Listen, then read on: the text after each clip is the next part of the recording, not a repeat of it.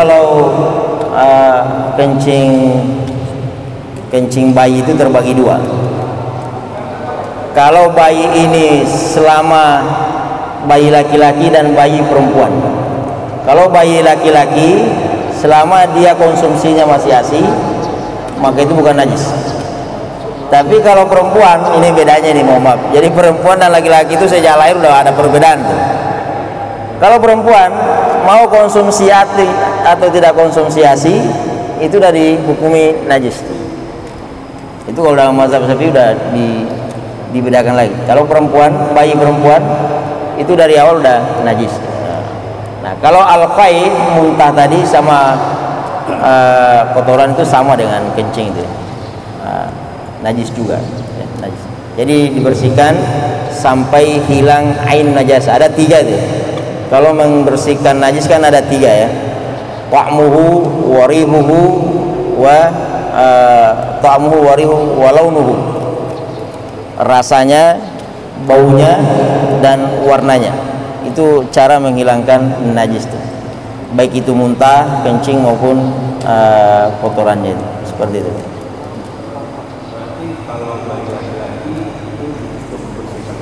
Cukup bersihkan. Yang perempuan bersihkan sampai ini. Kalau kena bajunya juga dibersihkan. Nah, sama-sama. Ya, silakan.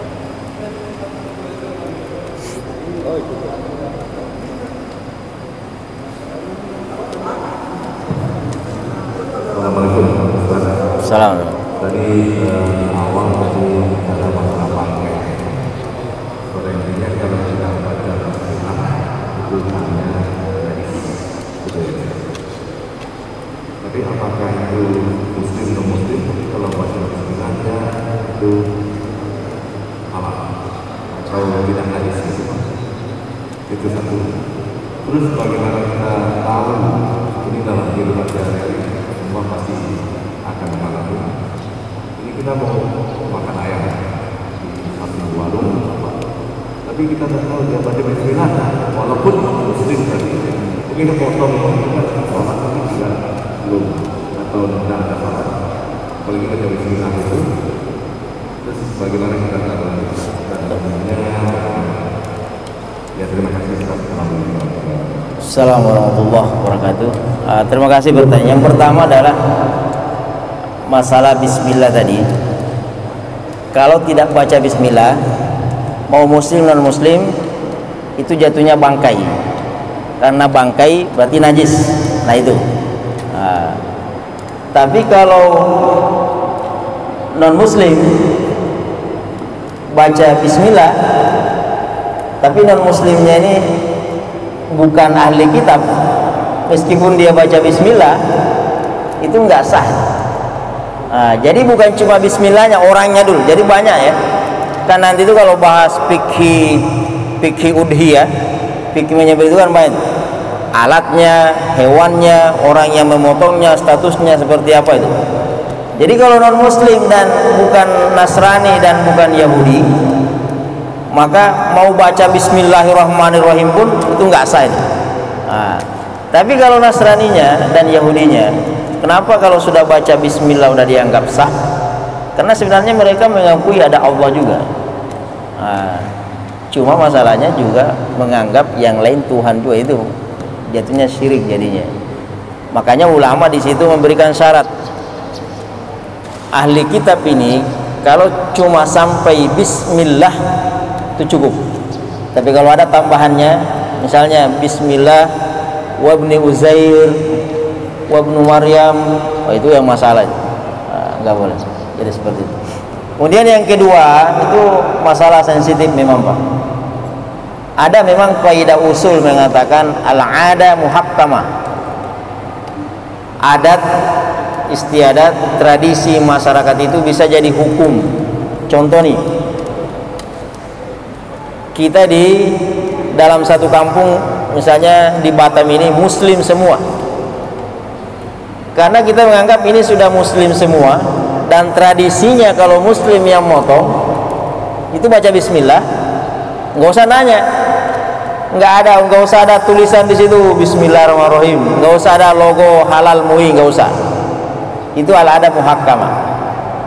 Masalahnya misalnya nih wilayah seperti Batam ini Pak, wilayah abu-abu. Dan nanti tingkatan level manusia itu ada namanya nanti warok. Oh ini kalau sudah warok, saya pernah Pak, ada jemput ustadz dari Jakarta itu. Di sini kan rata-rata restoran Momam nih, Chinese ya. Itu baru ini sebelum masuk nanya dulu, ini Melayu apa? Bukan, cari yang lain.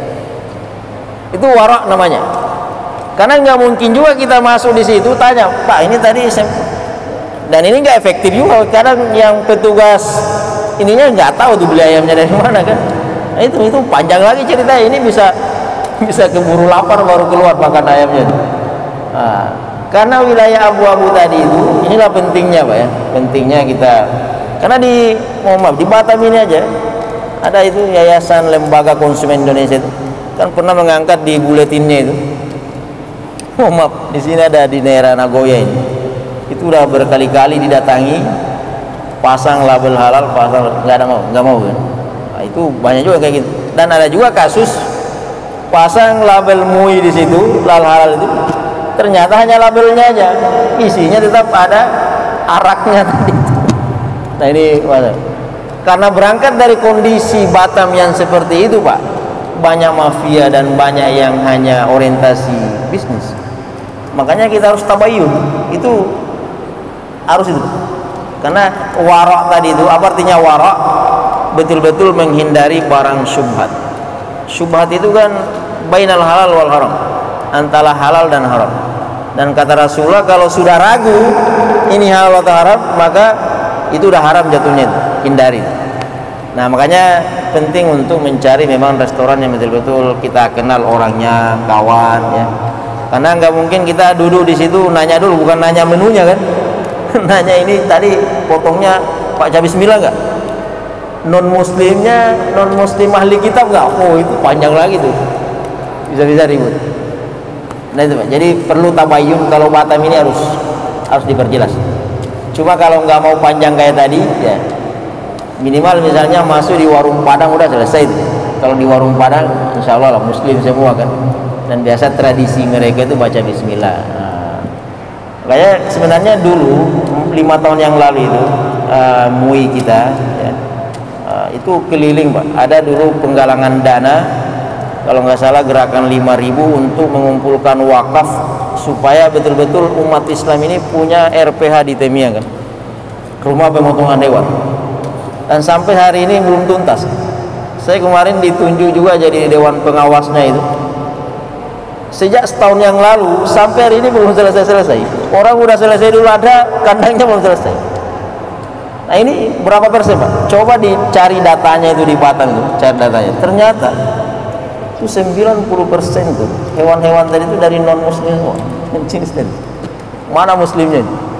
Nah ini PR besar kita, PR besar. Baik, ada lagi silakan.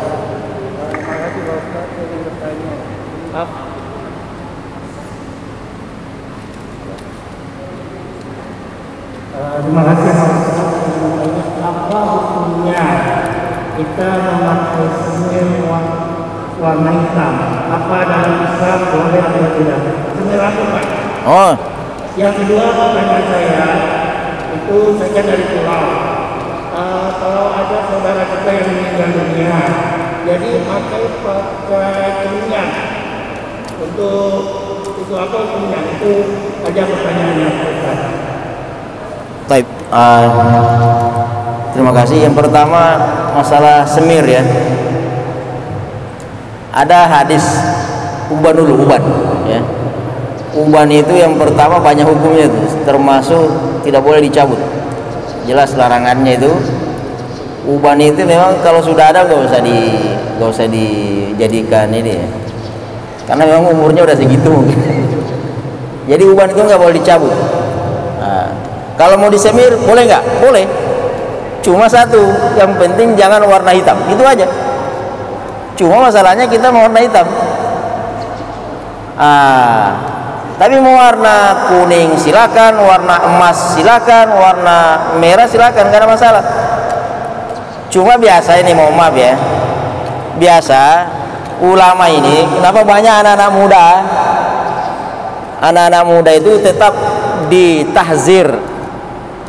Ditahzir itu artinya tetap diwanti-wanti, kalau bisa jangan pakai yang kayak anak pang itu, karena meskipun semir tadi yang haram hanya warna hitam, yang warna lain boleh apapun warnanya, tapi ada lagi ini masalah baru, ini pendapat ulama saja, itu tasyabbuh bil kuffar, menyerupai orang, karena anak-anak itu kan identik dengan dari barat dan lain sebagainya ya. Tapi tetap secara fikih nggak ada masalah. Secara fikih tidak ada masalah. Misalnya kalau ada tren anak muda itu warna rambutnya dicat dan lain sebagainya, nggak ada masalah. Yang masalah itu kalau disemir warna hitam, itu aja. Cuma itu juga yang diinginkan orang itu, warna hitam kan. Itu satu. Yang kedua, masalah kemenyan tadi, tergantung niatnya Pak. Sebenarnya kemenyan itu hukumnya sunnah, parfum itu hukumnya sunnah, dan mayat itu memang disunahkan untuk dikasih parfum. Ali bin Abi Thalib ketika memandikan Rasulullah, itu kan parfum yang dipakai untuk memandikan Rasulullah itu kan, setelah dibungkus itu kan parfum wasiat beliau, dan itu diberikan kepada Ali. Wahai Ali, Fatimah, nanti kalau saya meninggal pakaikan parfum ini untuk di kain kafan saya. Dan itu ada sisanya Pak, ada sisanya disimpan oleh Ali, dan Ali berwasiat nanti juga berikan parfum ini untuk saya kalau saya meninggal. Artinya apa? Itu berarti menunjukkan memang disunnahkan. Kalau bisa nih, ada kesempatan naik haji, naik umroh, beli parfum terbaik di sana dan siapkan, nggak ada masalah. Itu kalau bahas fikih janais, bab janais, bab tentang jenazah, itu kain kafan, kain itu harus disiapkan jauh hari, termasuk parfum. Nah, kemenyan itu kan tradisi orang Arab itu Pak, tradisi orang Arab. Kalau ada tamu-tamu kerajaan, itu masuk di pintu itu langsung dijemput pakai kemenyan itu. Syekh Sudais kalau datang ke Indonesia, turun dari pesawat itu kemenyan udah jemputnya itu. Tapi itu niatnya untuk parfum. Tapi kalau ada ritual-ritual tertentu, itu yang diperdebatkan oleh ulama ya. Nah, untuk ngusir jin, setan-setan, roh-roh, itu lain lagi bahasanya. Nah, itu yang nggak boleh. Baik, ada lagi? Selalu. Assalamualaikum warahmatullahi wabarakatuh. Assalamualaikum.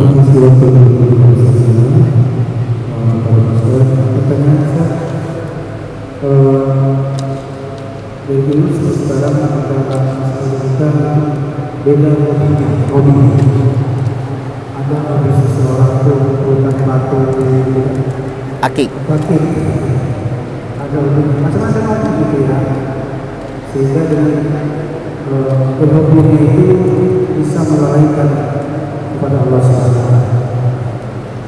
Yang saya tanyakan, ada hobi seseorang itu berburu babi, anjing dipelihara, diajari, dibina, dilatih untuk bagaimana bisa menangkap babi yang patut diangkat, sehingga yang tadi menjadi pintar, sehingga harga bisa mengalahkan harga mobil taksi.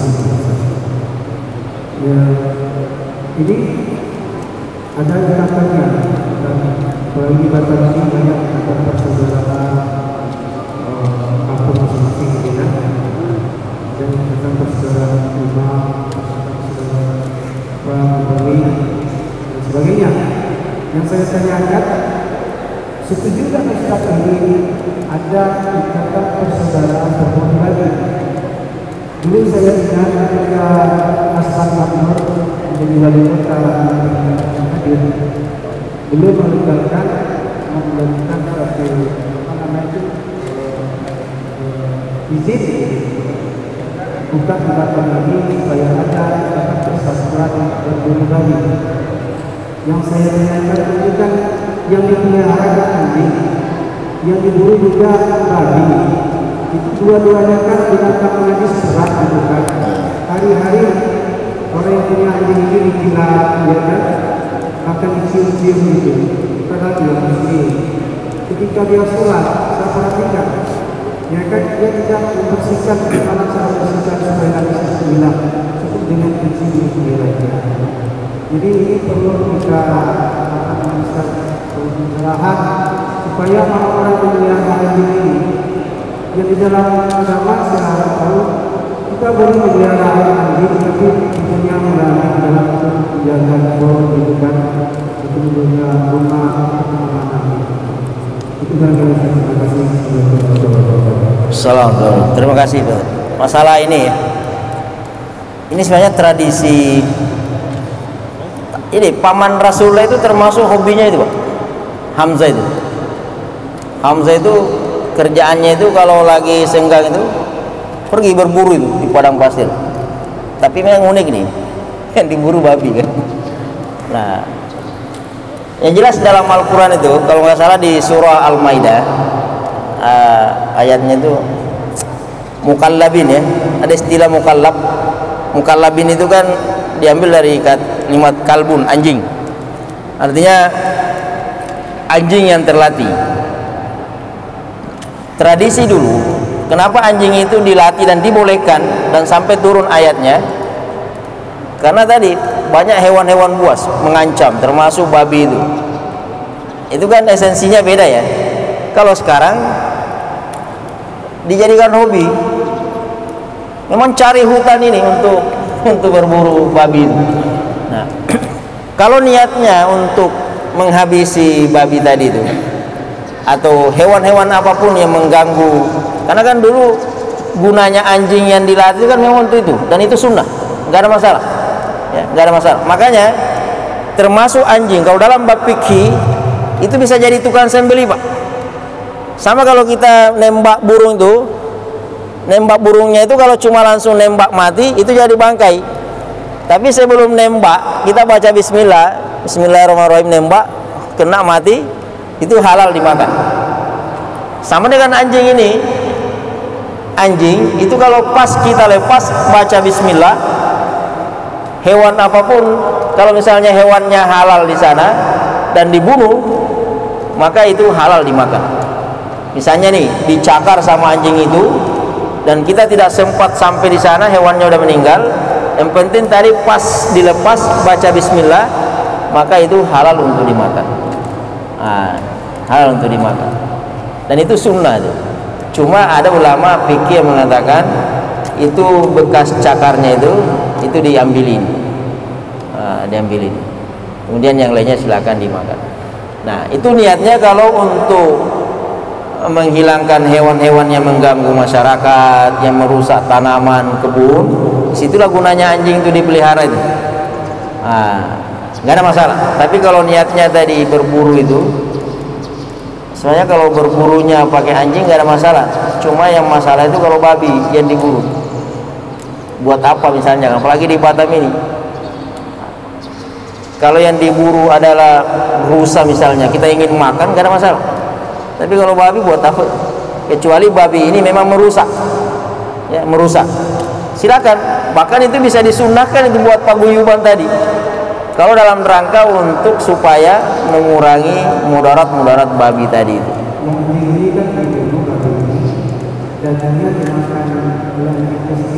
Nggak ada masalah. Nggak ada masalah. Memang konsekuensinya orang yang itu kan dalam bab fikih dijelaskan boleh memelihara anjing terserah, tapi hati-hati karena mayoritas ulama itu menganggap liurnya anjing itu najis, kencingnya dan lain sebagainya. Karena anjing itu kan berbeda-beda Pak. Ada pendapat ulama semuanya najis, mau kulitnya, mau apanya, mau ini najis. Ada juga pendapat, dan ini yang paling mayoritas, hanya air liurnya saja. Karena kan hadisnya itu iza walagal kalb, kalau anjing sudah menjilat berarti air liurnya. Jadi berarti kukunya, bulunya kalau kita sekedar elus-elus anjing itu enggak najis. Bahkan kalau di Turki itu mayoritas mazhab Hanafi, makanya jangan heran kalau di masjid-masjid Turki banyak anjing masuk. Karena memang di sana mazhabnya mazhab Hanafi, anjing itu sama sekali bukan najis. Itu di Turki itu. Nah, cuma tadi catatan fikihnya, kalaupun kita memelihara anjing, hati-hati kalau mau sholat najisnya seperti apa. Nah, itu dibersihkan betul. Karena kadang Pak di kampung-kampung itu anjing ini memang keniscayaan, alat jaga kan. Nah, kalau di kebun-kebun itu, di hutan-hutan, di kampung-kampung, di gunung-gunung, wah itu butuh banget orang anjing itu. Nah, cuma harus paham juga tadi itu hukum-hukumnya dan lain sebagainya. Bahkan ada juga ulama yang mengatakan silakan pelihara anjing tapi dikandangin, jangan ditaruh di rumah, karena ada hadis mengatakan la yadkhulu al malaika fil bait fiha al kalb, malaikat tidak akan masuk dalam rumah yang di dalamnya ada anjing. Itu kan ada juga hadisnya itu. Berarti jalan solusinya adalah silakan pelihara, silakan dipakai tapi jauh-jauh. Nah, seperti itu, nggak ada masalah. Baik, mungkin kita cukupkan ya, saya pikir kajian kita pada pagi hari ini. Berdoa kepada Allah Subhanahu wa taala, mudah-mudahan kajian kita pada sore hari ini mendapatkan keberkahan dari Allah Subhanahu wa taala.